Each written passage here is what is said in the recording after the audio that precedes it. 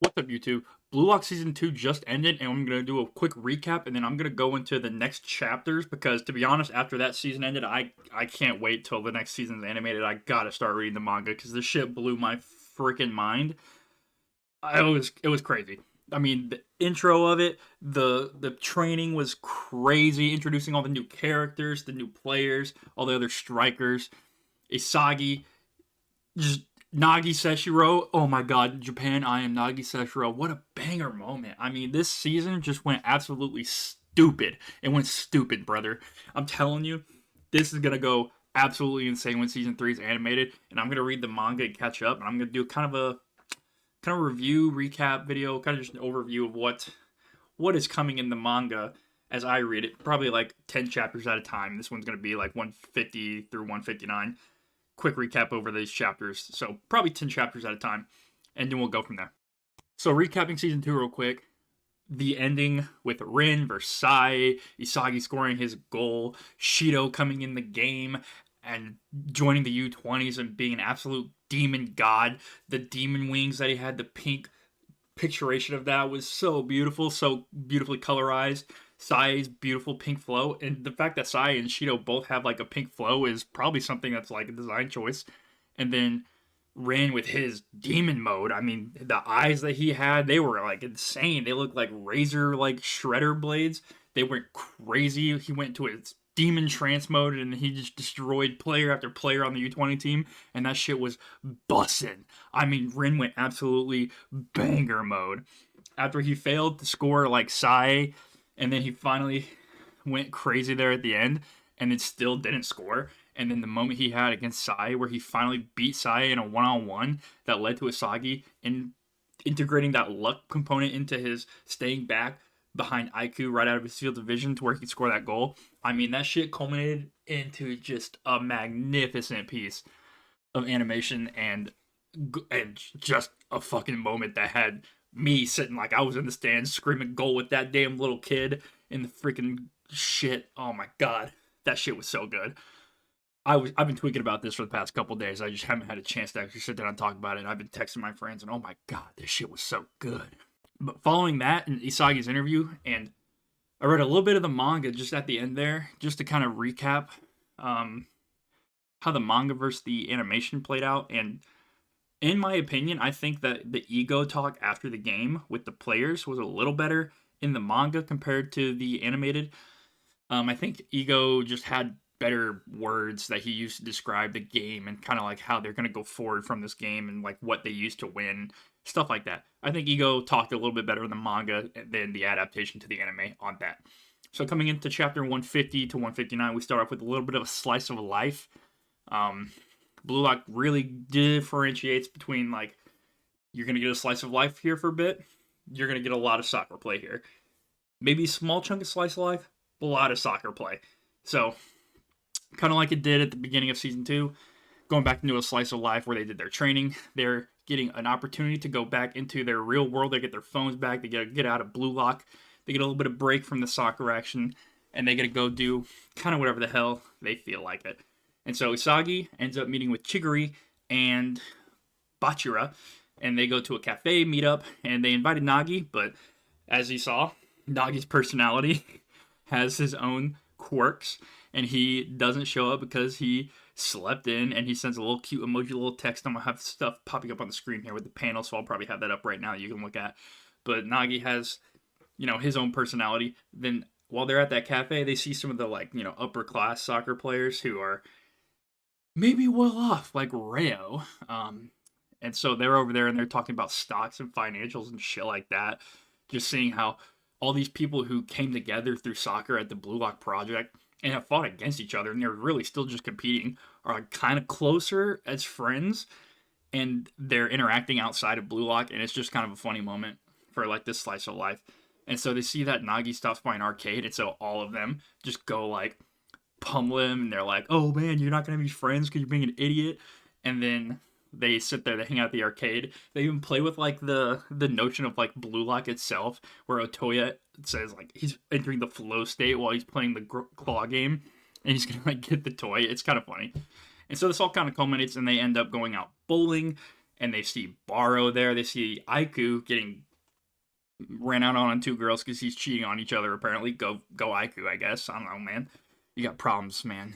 Fucking defending on the field. They even make a joke. They say he can defend on the field, but he can't defend that play very well. It's kind of like a funny dig on Aiku and his character at that moment. But yeah, you see them start bowling, and then of course Baru's the goat at bowling because he's a king and he's the god at one solo person type of things. And so bowling is the one thing he picked up because he's good at, because he just had to bowl for himself and he can get strikes or whatever. So they win because of that, and then Nagi falls and gets a strike off like some stupid Wii shit where you like throw it back, everybody falls, whatever. He falls, trips forward, gets a strike, and then they end up beating the U20s again. So Blue Lock gets a second win over the U20s. I'm just saying, I mean, they're 2-0 right now. They need to start picking it up for themselves at this point. And so now they show a little bit of how their lives have changed after Blue Lock in this big game that all of Japan saw for the U20s, that they're kind of a little bit of stars. I mean, there's some girls at the bowling alley that see them and they recognize them. And then Isagi walks out and sees the little kid who was at the game, and he says that how he loves Blue Lock and that, oh my god, he wants to be a striker. And he saw Isagi and he thought it was so cool. And so Isagi kind of gets this moment of himself alone from everybody else, how his own goal impacted people in Japan of maybe a younger future striker generation or those just at large. They've kind of become their own superstar models in Japan at this point just because of how they beat the U20 team that had Sae Itoshi on it. I mean, come on, brother. Sae Itoshi, the GOAT. Oh my god, he didn't even sweat that whole game. He was crazy. When he turned it up, he was like, man, you guys are gonna bring it even now? I mean, I guess you guys are worth it, huh? And then he fucking kicked that shit up a notch, and he fucking blew past their whole team. He called them all shit, and he was like, I'm Sae Itoshi. You're all dog. I haven't even been trying yet. I'm just sitting here feeding Shido. I just want to see Shido try to get a goddamn goal. And then later on, after all this, Isagi gets the chance to go out with his own friend from before in the first episode that you saw when Isagi was going towards goal and he decided to pass instead of shoot and the guy missed it. This is the guy. And he talks with him a bit and he talks about how they reminisce a bit on the loss and how they're going to go back for the national championship or whatever because they lost it last year because of his fault, you know. And then he talks about Isagi's goal being completely 100% luck-based and not part of like a formulaic plan with luck incorporated into it that Isagi sees in his own mind. This guy's just like, that thing was completely chalked up to luck and you had nothing to do with it. That thing just fell right at your feet. And Isagi has like flashback moments of all the stuff that he went through at Blue Lock where he struggled to become the striker he could be to end up in that position at that moment, to be behind Aiku, his direct shot in line, and incorporate the fact that he believed Rin would be Itoshi at that moment, or Sae at that moment, to be in the place that the ball might land for a goal. And so that was just a cool moment to see Isagi look back on this guy being like, wow, I have moved on so much in the last year. Because at this point, it seems like it's been a year almost. Like, if they're already going back for the next championship, and it started when he lost his championship, they've gone some months. Like, they're pretty far in now. And after that, we get to see Rin sitting on his own, looking back at how he beat Sae in that moment. He's looking on how he beat his older brother that he's been gunning after this whole time. And then sitting there contemplating, what was this monster he saw inside of himself? Did Sae know that Rin had this inside him the whole time? Was Sae being kind of this asshole bigger brother that he's been to bring that out of him, to get him to play like that? I don't know. Because Sae looked genuinely surprised. Sorry for that cut, I sneezed real hard. But Rin is really thinking about how he's going to progress here at Blue Lock, now that he's gunning for not only Sae, but now Isagi at this point, where Rin almost feels like he's starting to become behind Isagi, which is like crazy in my mind, because Sae has like every ability Isagi has to read the field, besides, like, I guess the new flow state Isagi's received.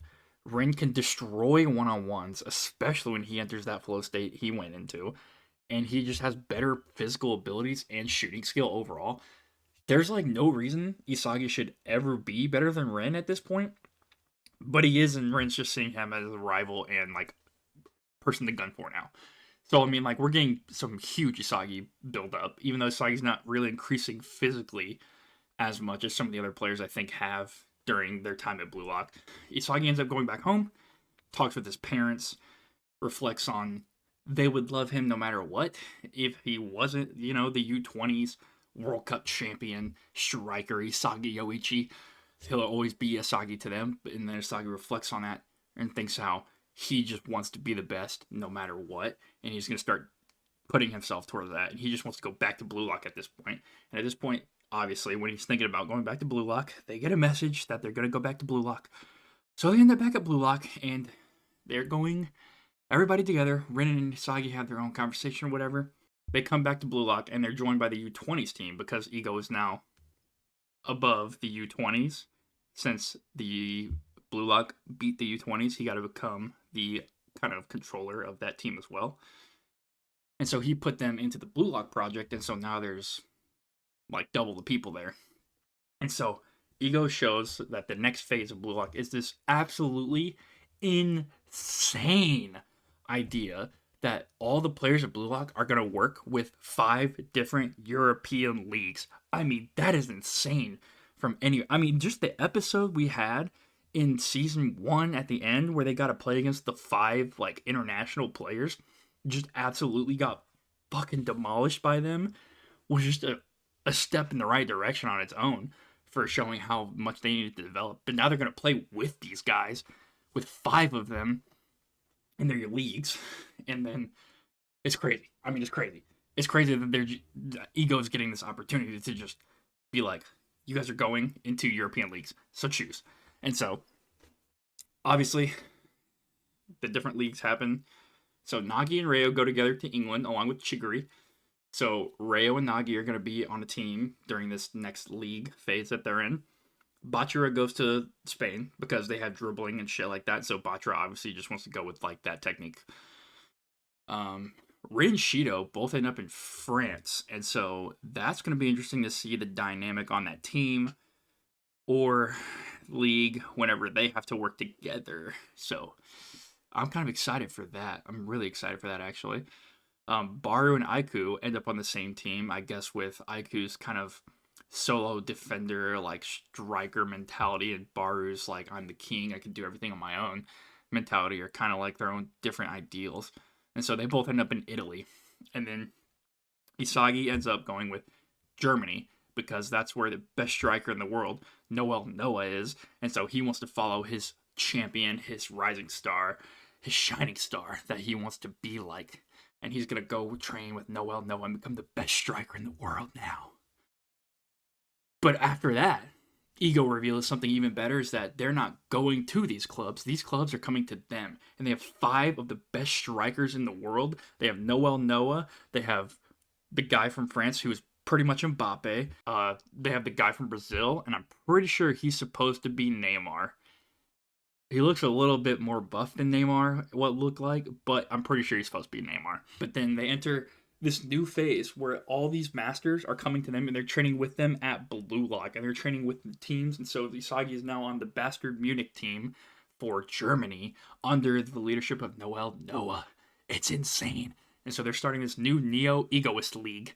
And they're going to have all these 5 teams that these players are competing against each other in a round robin where they're all going to play each other. And then they're all going to have to fight and have 3 games.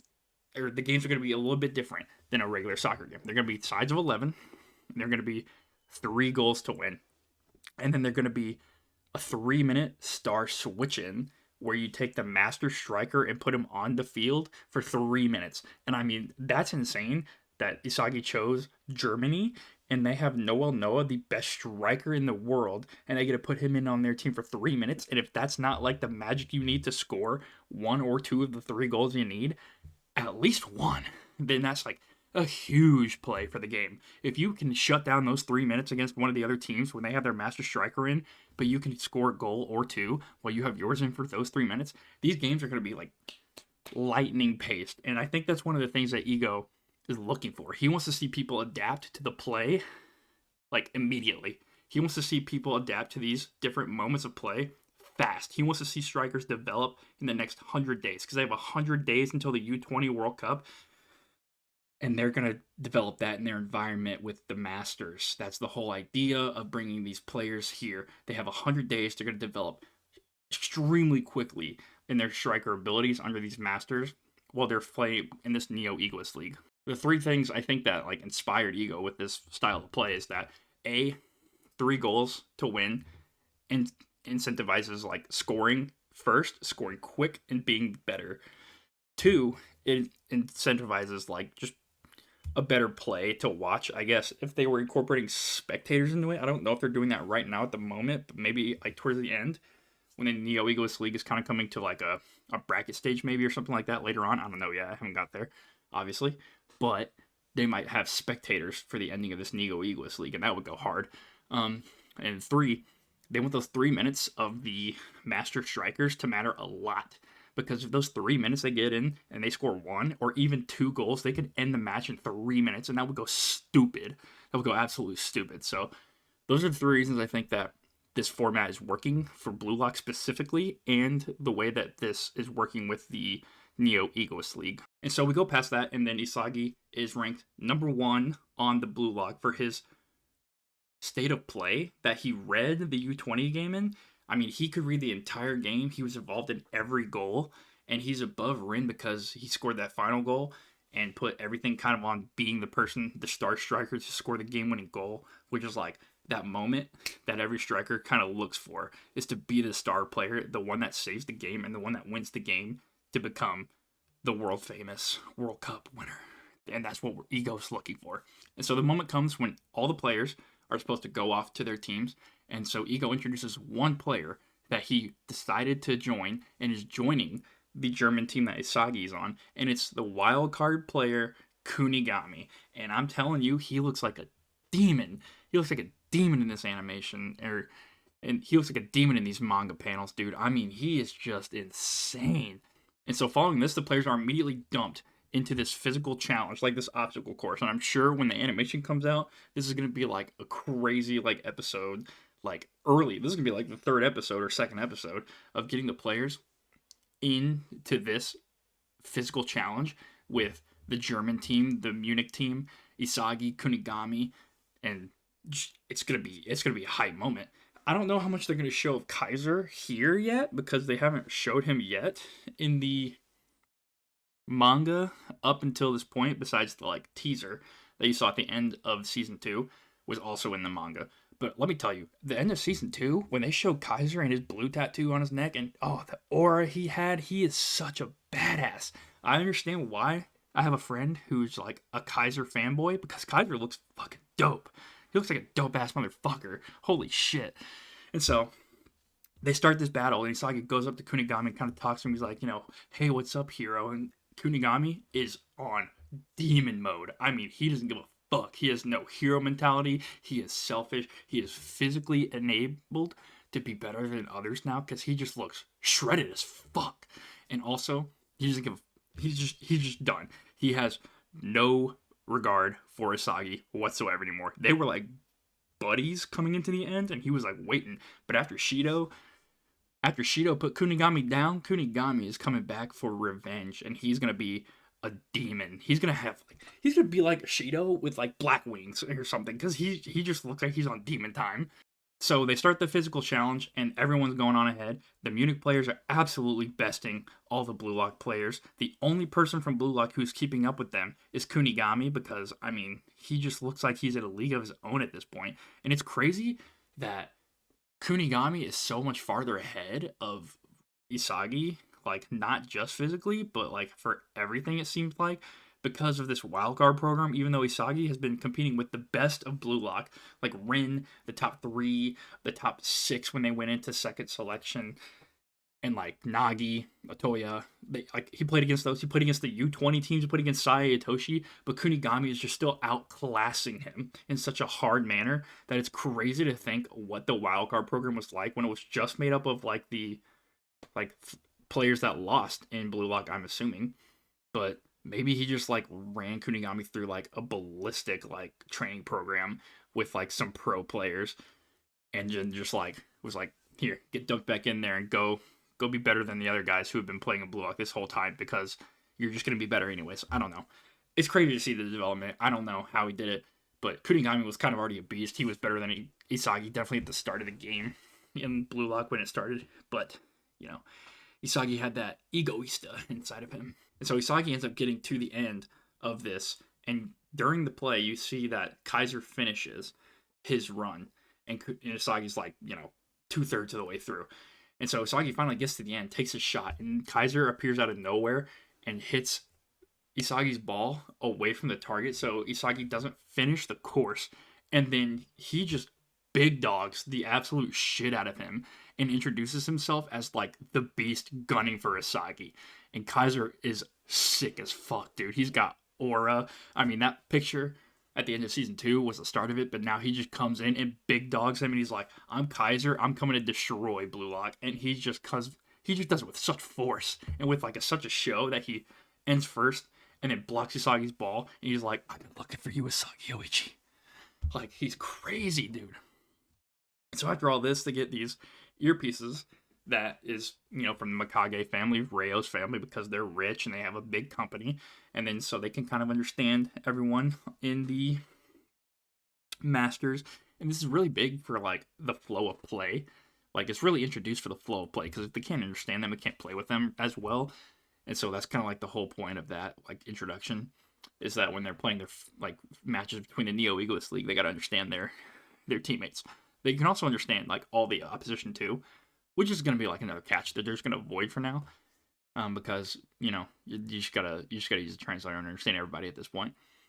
But then Noel Noa comes up, puts Kaiser down in his place, and he's like, don't fucking speak, because I'm making the rules here, and I'm the man. This is my team. I'm the best striker in the world. Sit down, Kaiser. And then Isagi is at the bottom of the leaderboards following this because he doesn't actually finish the course because Kaiser hits his ball. And so Isagi starts grinding, going through the training. Isagi finds himself sitting at, like, I don't know, position like 13, 14, 15, somewhere in there at the end of the training. He can't get into the top 11. So he finally just goes to talk to Noel Noa. And he says, what do I need to become the best striker and be on the team in this upcoming match? Interest in the team in general. And Noel Noa shows why he's absolutely the GOAT. I mean, he breaks Isagi down. He's like, what's your weapon? How do you use it? What do you need to accomplish this goal? What do you need to use it? How do you get yourself in the position to score these goals? And then he says, with absolute utmost god aura, what would you do to score against me? Basically, Isagi falters. And he says, I don't know. And that's where Kaiser pokes him. And he's like, you know what? You don't know? And that's your problem. Noah basically cracks his logic and says that at any time against any opponent, you should have a plan, different plans to score goals, how you're going to accomplish it, what you're going to use, what your weapon is, how to use it effectively. Noah just, like, absolutely drills him with this, and he's like, you have to change your state of mind. And he's like, he kind of, like, questions that. He's like, what do you do in the morning? What's the first thing you think about in the morning? Is it soccer? Is it how to score goals? That's the mentality you got to have. You have to always be thinking about how to score, grinding, becoming the best player in the world, becoming the best striker in the world. Doesn't start on the field or when you're training. He's basically just like, you have to think about being the best striker 24/7, and you got to accomplish this goal, or else no one with that mentality, without that mentality, would be on my starting 11 team. And so that, like, is like, Noel Noah's bigger than life, he says. I mean, aura. Brother, his aura. And so, following this conversation, we end up going to the game. Isagi's still not in top 11, but Kunigami is in the top 11. He's the only Blue Lock player on the German team that made it on the starting lineup. And so Isagi, his plan is to sit on the bench and wait for his moment. He's going to watch, learn every player on their team, on the other's team, their abilities, what they can do.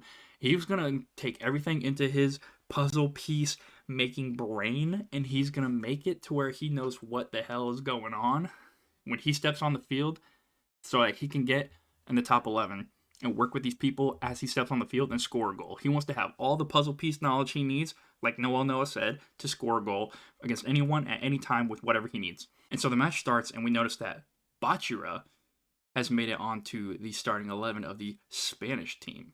And so it's crazy to see Bachira, who got, like, walled by his own self-conscious in, like, the first season, has now driven past and started on the top 11 for the Spanish squad, and he's with Otoya, obviously, because Otoya was already a top 6 player on Blue Lock, and so he already had higher abilities.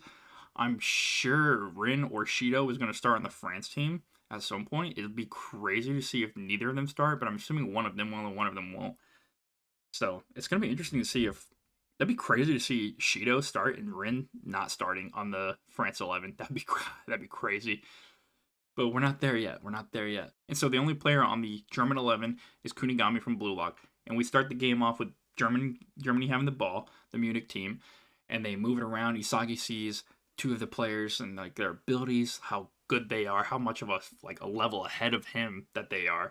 And he's kind of just studying their play. And then the ball gets to Kunigami, and he sees Kaiser wide open. Easy to give him the ball. Kaiser has 100% chance of like scoring with like the skills he has and just being in an open position. But Kunigami chest traps the ball, keeps it to himself, and takes a right-footed shot, even though he was left-footed before, from like out wide, and just puts absolute massive power behind it. And the keeper ends up barely saving it. And so this is going to be another big moment in the anime where I think they're going to do some slow down on the pace here, and then do like a rapid fire shot where it's going to go crazy. And then having that block, Isagi's going to be like, he's going to be freaking out, man. And then the chapter ends, and Kunigami talks with the player, like the number 2 player on the Munich team, who's like, Kaiser was open. We could have scored if you gave it to him. And Kunigami has this absolute beast mentality. He's like, that breaks my martial law for how I play now. He's basically like Baru. He's like Baru 2.0. He's like, I'm gonna score by my own martial law for like getting to the goal. And so Kunigami's now just like a demonic beast. He's low-key just gonna be like he's like a worse Baru in like the sense of like he has to score for himself only. But then the final chapter ends with Bachira getting the ball, and Isagi and Bachira both having kind of this anticipation of what's about to come.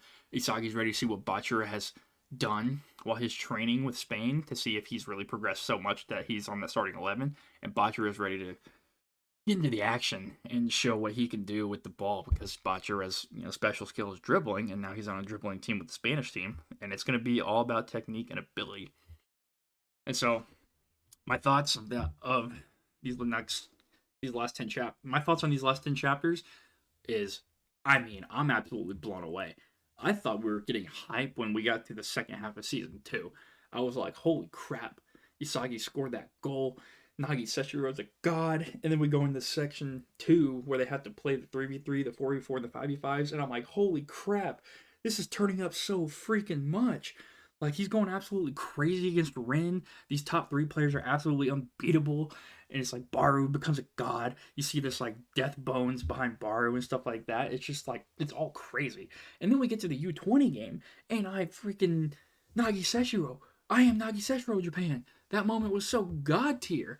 The training leading up to it was insane. And then the final episode with Rin and Sai leading to Asagi's goal was like, I was like in my seat about to jump up screaming. I was about to go blast a hole in the wall with my fist or something. I was like hype as fuck. And now you're telling me that we're playing with the best players on the field, the 5 like best strikers in the game on the field with these players. And now we have Kaiser, who's absolutely goated. We have Kunigami, who's demon now, and then we have Rin, Shido, Itoshi. Oh, it's gonna be so good. I'm looking so forward to it. My expectation, I think Bachira is gonna score in this first game. I think Kunigami might score in this first game, but then Kaiser's going to score the other 2. That's going to be my prediction going into these next 10 chapters. I think Kunigami scores, Kaiser scores 2 of them. Unless Noel Noa comes in and scores, then it'll be Kaiser 2, Noel Noa 1, and Kunigami won't get 1. So that's my hard prediction on that. Those are my 2 predictions. I will label that A and B. B is Noel Noa scores, A is Kunigami scores. And so I think Bachira scores 1, and then I don't know if Otoyo will score 1. The way he plays is kind of like, it fits with their, like, technique mentality in Spain, right? The getting behind and, like, his ninja play style and, like, his fluid motion. So, you could see Otoya score, but I think it's going to be Bachira scores, and they're going to bring in, their guy who's, their master, and I think he's going to score. Maybe Otoya scores. So maybe only Kaiser scores 2, or Kaiser and Noel score 1, and then Spain wins. But I think, in general, I think in general, Spain might win because I think they're going to go up first. But Kaiser's also going to be such a demon that he might end up being so good that they score two and like win off Noah or him. So I actually don't know who I think is going to win. If I had to put a hard read on it, I'm going to go with Spain. But Kaiser could definitely surprise me because he looks like a beast. Anyways, that's going to be where I wrap up. I'm going to go 10 chapters at a time, and we'll follow up on this. And remember, a man is lost without the sauce, but the same man can get lost in the sauce. Hope you have a wonderful rest of your day. Peace.